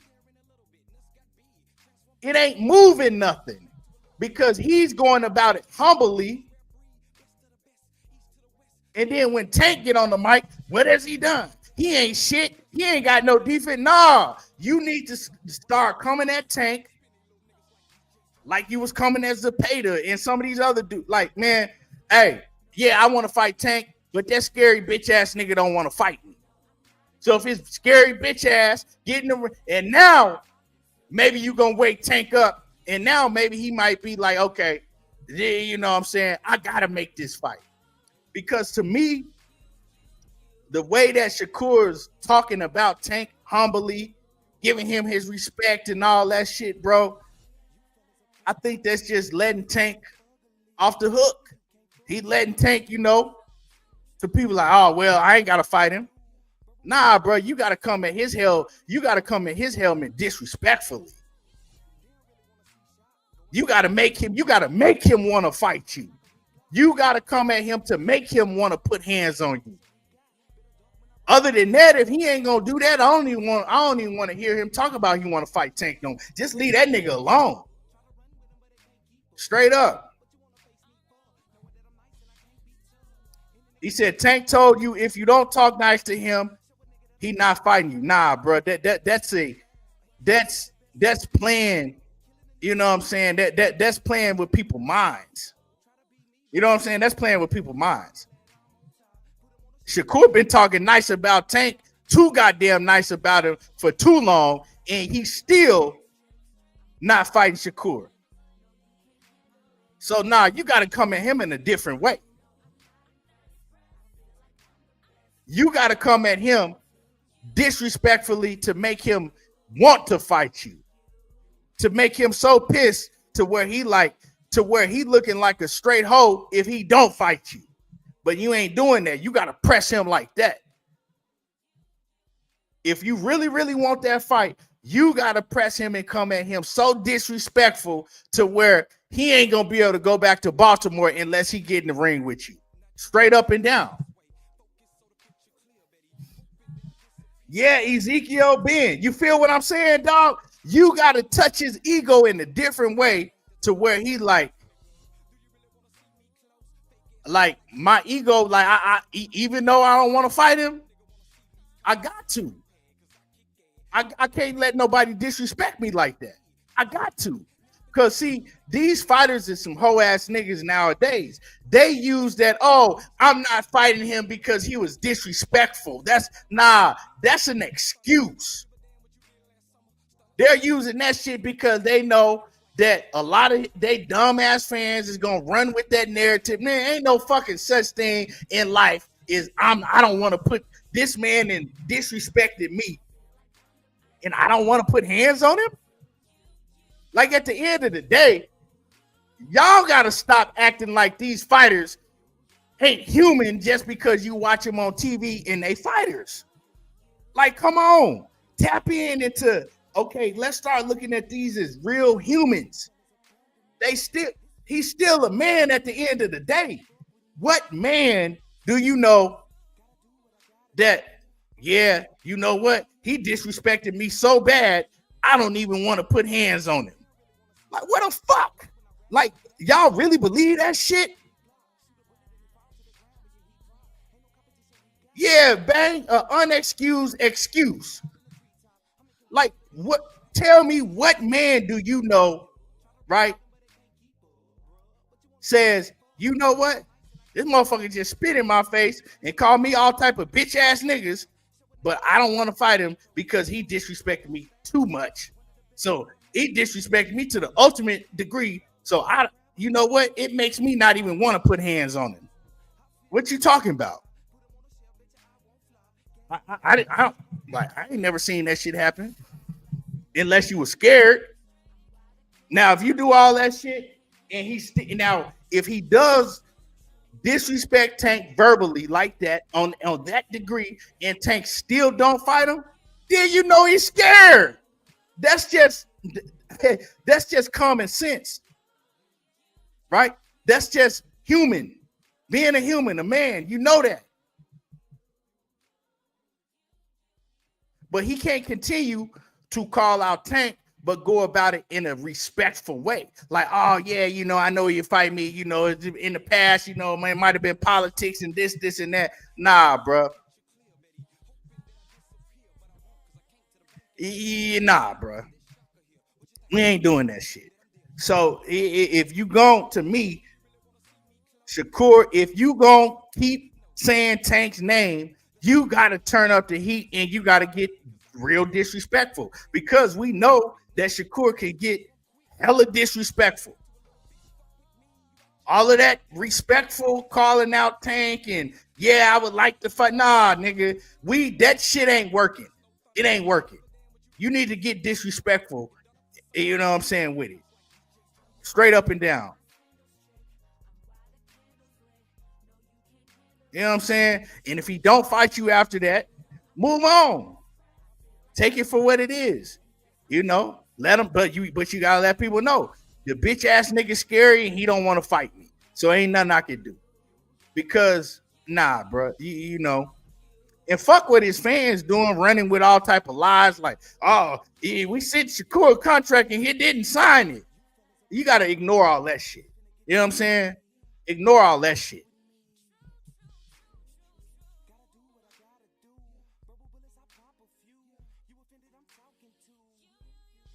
So yeah, man. If other than that, I don't even want to hear him say to just leave Tank alone. Let Tank have, you know what I'm saying? Let Tank do what the fuck he gonna do because we see that he don't really want to fight none of the top guys. You know what I'm saying? He wait. Let's just call it what it is. When they there, when he could, because see, everybody like, oh man, the side is no. Tank been on that A side for a long time to where he could be like, you know what? Bring him over here. I want to fight him. But I want to fight. He could have did that shit with T.O., Devin, all them cats. Because when he wanted to fight Ryan, right, he wanted that fight bad. Every time we seen Tank, he was talking about Ryan Garcia fight, how big it was. Every time we seen Leonard Ellaby, Leonard was talking about, oh, the Ryan Garcia fight. Oh, we want to fight Ryan Garcia. Oh, that fight is huge. what they do, they went out their way to go work with Golden Boy to make sure that fight happened. Golden Boy and PBC at that point in time, they wasn't fucking with each other. Y'all know all the fights that all the Golden Boy fighters and PBC fighters that was linked that the fans wanted to see, and they wouldn't make the fight because Golden Boy and PBC, they ain't doing business with each other for nobody. But hey, Tank wanted it. They made that shit happen. So that nigga been in the position for a long time to make the Teofimo Lopez's, the Lomachenko before he got washed up. Don't call out Loma when he 37, 38 years old. We see he ain't the same fighter. He been in the position for a long time to point and be like, you know what? Go, this the fighter I want. He ain't never wanted to do it. And he told people he ain't never did it. He said, well, I ain't never went to my team and told them I want to fight nobody. I just, they bring me fighters, come to the table, and I make the decision with my team. Come on, dog. But see, y'all don't hold that little nigga to the same standards that you do all these other fighters. Y'all quick to shit on these other fighters, but y'all gotta hold him to a different standard. Shit crazy. And this is the type of fighter that y'all got the utmost respect for today. Not the fighters that's wanting to fight the best, that's pushing to fight the best, the fighters that's giving you excuses why they don't have to fight the best.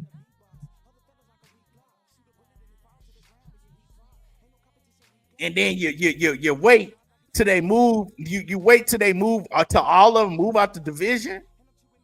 And then now you got new cats like Shakur in the division. You're still making excuses. When are we going to say that, okay, none of those guys was the problem. The problem is right here in front of your face. He's the problem. He been the problem. But anyway, I know y'all don't want to hear that about your guy. And the Roach rematch, I'm looking forward to seeing the Roach rematch, and it ain't gonna be easy for him to get past Roach. I heard my nigga said Leonard Smellerby. Motherfucker to make a million narrative to make Tank, in favor of Tank, but will never tell you the truth when it comes to that nigga. Everybody the problem. All these years since that nigga jumped off the porch in 2017 and got his first title, everybody the problem? Come on. It's one common denominator, but everybody else the problem. Come on now. Like, that shit's so crazy. It's one common denominator, but everybody else the problem. Rick Tim say Tank saying what did Shakur do is the same way Canelo say what did Benavidez do. Both lame excuses, and I rock heavy with Tank. Yeah, man, but you just got to keep it a buck.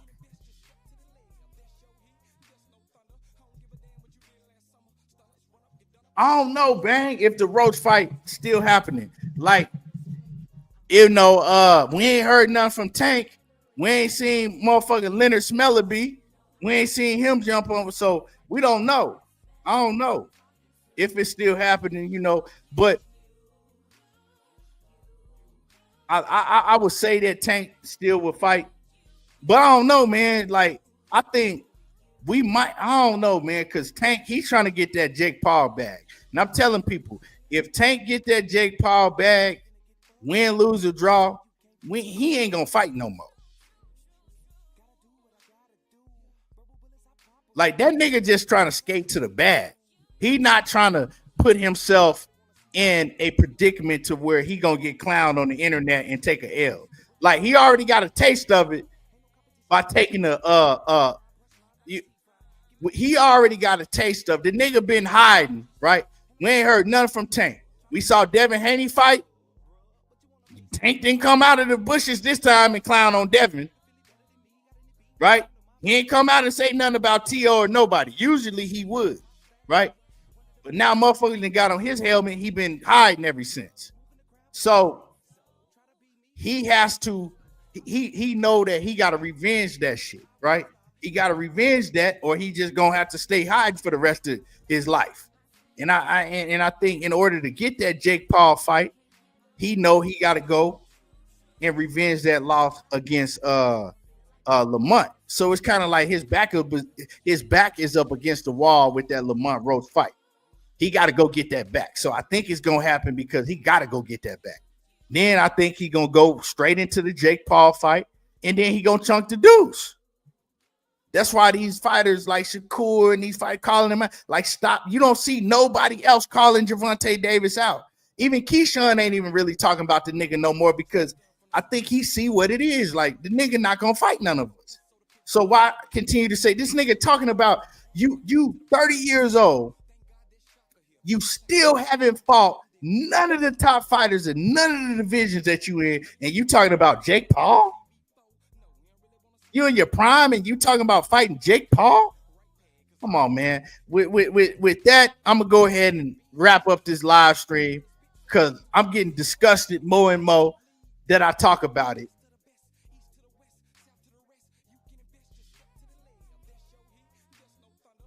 A1 Hoops gonna say, what's the next fight for Shakur after Zepeda? Well, I'm gonna say this for Shakur, right? Shakur believes that he's an all-time great. He talks about being great.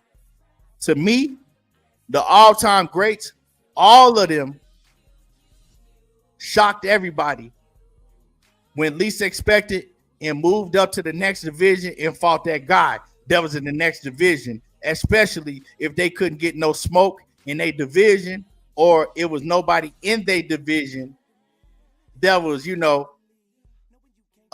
gonna give them smoke like that they were gonna get credit for. We know that Keyshawn and Shakur not fighting each other because they like brothers, so let's leave that alone, right? But when you look at the division at 135, if Tank ain't gonna fight you, right, but you want to call yourself great and you want to be great, jump up to 140 and fight one of them niggas, or at least try. You only can try because nowadays, these fighters is moving different. You know what I'm saying? But he could go to 140 and then go back down to 135 if that's where he want to campaign at. But if you want to be great, you got to pick out one of the baddest motherfuckers in the next division, seek them out, and go get that work. I think he's capable of doing it. I think he got the talent, the skills. All you got to do is show it. Show that you're above, because you got to stand out. You got to do something to stand out against the rest. You got to do something to stand out against the Tanks, the Keyshawns, the Devin Haneys, the Teofimos. Go up there and whoop a Teofimo. But shit, if you really want to, what I would really like to see, move up two-weight divisions and go fight Devin at 147. Move up two-weight divisions and go fight Devin at 147. Like, say, you know what? I'm going to show how great I am. I'm going to go fight Devin at 147. That's greatness. I seen the great fighters do it. I seen the Sugar Ray Leonards do it. I seen the Roy Joneses do it. I seen the Sweet Peas do it. I seen the Floyd Mayweathers do it. In order to be talked about in that breath, that's what you got to do to go to be great. So that's what I would like to see, because Shakur stand and whooping Zepeda, then going and beating who else you gonna beat at 135? You know what I'm saying? After that, if you can't get a Tank fight, who else are you gonna fight? You fight a Raymond Moore Tyler. That ain't gonna move no needle. You go, you know what I'm saying? Like, what you gonna do? So try. Make it known. Be loud about that shit. You know what? I want to go up to 140 and fight Teofimo. What's up? He don't want to fight me. I want to go up to 140 and fight shit. Subriel Matisse. Or you know what? I go to 147. I want Devin. Let's pick a name that he's been talked about with. The Devin Haney fight, that's what he needs to do. Call out Devin at 147. You know what, nigga? We didn't fight at 135. You moved up to 140. I'm coming to 147. I'm going to beat your ass, and then I'm going to move down. Pop your shit like that, because that's what the greats did. I know my boxing history. I've been watching boxing for a long time. Ain't that right, Rick Timms? We've been in this shit for a long time. Do what the greats did. And then you could call yourself great. And if anybody say you ain't great after doing that and you accomplish and defeat the task, you tell them to suck your dick. Christopher Prophet, Shakur would get no credit for beating the Abdullah Masons. Because he go and beat Abdullah Mason, he's going to be like, okay, well, Abdullah was still green. Abdullah's only 20 years old, 21 years old. Like, of course, he was supposed to beat Abdullah Mason. You see what I'm saying? So you can't, that is not being great, because the fans are not looking at Abdullah Mason as a great task. Beating the Abdullah Mason, he know too much for Abdullah Mason. Skill set, just the ring IQ, he know too much for. I'm not saying Abdullah Mason a hell of a fighter, but I'm saying this year or 2026 beating the Abdullah Mason is not great, because Abdullah Mason still ain't hit his peak. You feel what I'm saying? Abdullah Mason not at his peak. Abdullah Mason is probably right here, and he still got this much to go. You got to go beat somebody you got to beat the best fighter in the next division or the division that now I'm not saying go up to 147 and beat Boots, because that's just, and fight Boots, because now you just setting yourself up for disaster. You know what I'm saying? I'm not saying no shit like that, but I'm saying Devin was in your weight division, right? When you came to the weight division, Devin moved out. Go up there, hunt him down at 147 and fight him at 147. You can beat him at 147, then they can't say shit. Go to Teofimo Lopez at 140. Beat his ass at 140. Go to 140 and fight a Subriel Matias, or even a Gary Antoine Russell. You beat one of those fighters in their division, then you are all-time great. And they can't say that you ain't. You feel me? You dig what I'm saying? And then they can't say that you ain't, because now you did what the greats did in the past to be called great. You did the same exact thing in your era that the greats did in their era for us to be calling them greats right now. Do that. So if you're great, do something great. Because it's one thing to say, okay, yeah, we see the skill set, we see this, and that, but you ain't did nothing great for me to call you great. You see what I'm saying? What have you done great for me to call you a great? None of these fighters ain't did shit. Ain't none of these fighters did nothing for me to call them great yet. If Terence Bud Crawford beats Canelo Alvarez, then we can call him an all-time great.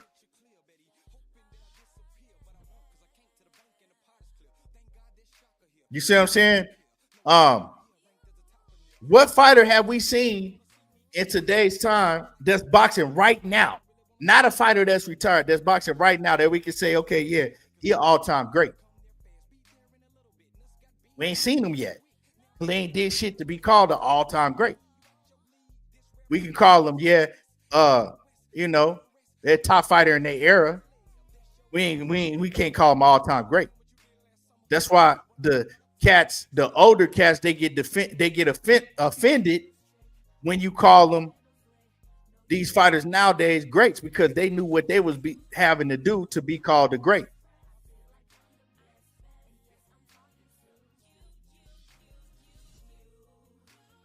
Uh, my man says, I think Gary the best at 140. He move up and beat. He move up and beat him. Excuse me. Kur gonna be really official. If he move up and beat Gary Antoine Russell, then you can start calling yourself great. Even though that Gary Russell ain't called a great yet, Antoine, but I think that Gary Russell will go on to be a great. It's just now, the only thing now is the opportunity, right?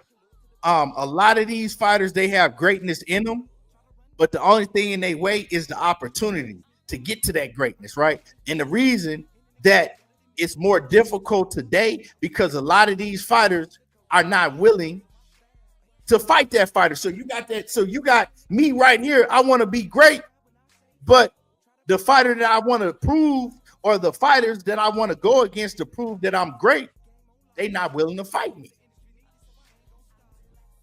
So it's more difficult now. But you got to put that full court press on.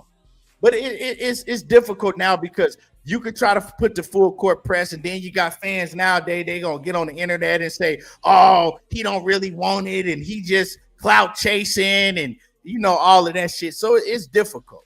You know, it's easier talked about than actually getting done nowadays. But, you know, with Turkey, and he giving the bag, hopefully, you know, we can see some shit. We can see some of these fighters show that they really great. But I appreciate, man, all y'all for tuning in. If y'all ain't hit the like button, make sure that you smash the like button. You know, this real boxing talk over here. You know what I'm saying? There ain't none of that meat mushing, you know what I'm saying, that you got going on. A lot of these dudes be doing this shit. This real boxing talk. I know I don't come on live a lot, but when I do, I'm gonna pop my shit and I'm gonna give it to y'all raw, straight down the middle. And I appreciate y'all for coming through, supporting the channel. Make sure that you smash the like button. And y'all already know how I do. Tango talking that boxing again, and I'm gone.